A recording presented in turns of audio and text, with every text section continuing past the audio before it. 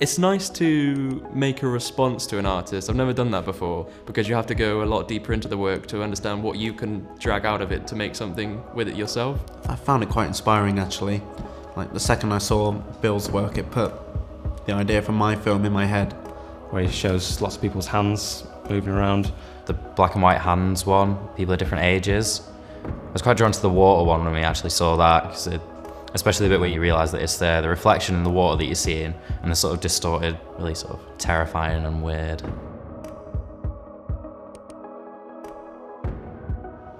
The workshop process was very informal, I think. Sometimes a little difficult trying to come up with ideas when you're sitting there and your mind's a bit blank. But it was fun when we managed to start brainstorming, because I was working with another girl, Jodie, and we were brainstorming together about ideas. I have like a kind of decent camera, one that's quite not blocky. But this is a decent camera. Oh, okay. This is like an HD Kodak. This is fine. If you have another camera, then use that. But this will do you for now as well. Okay. You haven't got anything unless you've got a cast. Jack was a fountain of knowledge, really. He's very good with that sort of stuff. And before you pitch me another idea, put this call sheet down, right? No. Okay. You know, getting a call sheet to Jack by the time he wanted it, getting storyboards to Jack by the time he wanted it, getting rushes to Jack by the time he wanted it, you know, him making sure you stuck to your schedule. I want to fire holes in your call sheet.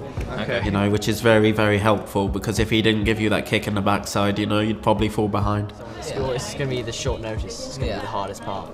So, and because we're in different shots, so guys, get on the phone now. Yeah. Okay? Now. Now. Now. Get your phones out. And start calling cast now. You've got to get this in the can, and you need cast now. The hardest part was nailing down an idea, because I felt my idea was quite abstract, and at the end of the day, you have to be able to show something that people can watch and go like, oh yeah, from something that's you've just fabricated in your mind. So it was really hard to kind of bridge the gap between what you're seeing in your head and what you want to be shown on the screen. Jack was really, really good. He kind of got instantly where you're coming from and is able to recreate that image. And then have the lighting moving through like almost in wave motions. Yeah. Somehow not flickering, but softly moving. That would actually be really cool. Yeah, as if like the light is talking or whispering. Yeah. An amazing place to meet friends, like people that I would have never talked to before, and just the entire environment and the opportunity. Like I would have never had this opportunity to make such a cool film and see all these different films. So.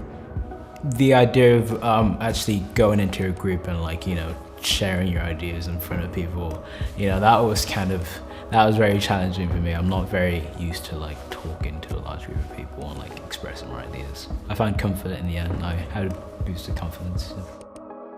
I knew that I didn't want to work by myself, because I'd come and joined up to this project because I wanted to meet some new people. So we teamed up. My project was based around the confessional and very much inspired by Caravaggio's work, who Bill Viola also takes influences from. I needed quite a lot of guidance in terms of lighting and intensifying the colours that I wanted to use. Personally, I'm not great at technical skills, so I was more than happy to let professionals do it. Obviously, I still had control over what they were doing, so that was fine. But yeah, I think it wouldn't have met my expectations unless I'd have let them do it. Kept a good pace of work going. There wasn't too much pressure, it wasn't too formal. I'm used to thinking about plot and character, which is something I think you should focus on less, something like this. It didn't really have a narrative behind it, but it was supposed to kind of reflect how maybe for people my age you're more likely to show your emotions through a different medium rather than speaking, and in this case the medium was colour and also musical instruments. And I was looking at the light and how it interacts with the space and the person.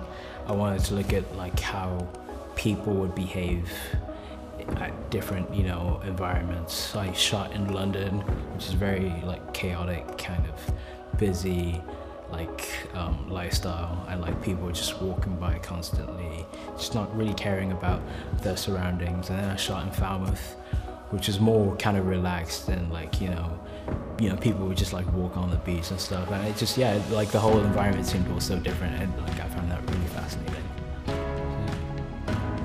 Absolutely. In fact, it's probably exceeded my expectations because I didn't realise how professional, how much support you'd get, and like how many amazing people you'd meet, and yeah, absolutely.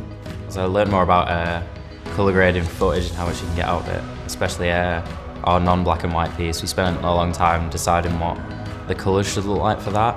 Like we had things that were warmer and cooler and sort of, dark and whatever. And we had a lot of leeway because we shot the film flat, so we could get a lot working on that. So me and Craig spent a long time messing around with that, getting it how we wanted, in the end, which is good.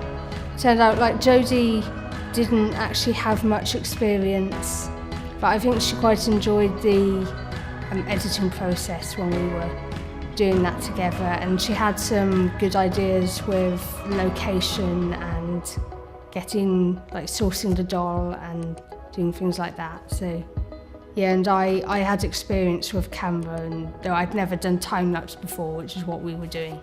So I think we both learnt quite a bit of stuff. That you can incorporate photography, film, like music, art, all of this kind of thing, and it's definitely inspired me, yeah. And it was just a generally good experience all round, so yeah, expectations met. I thought going in a lot of the films could be quite bad if people don't have film experience, but they all turned out fine, I think. I don't think anyone's not happy with the result.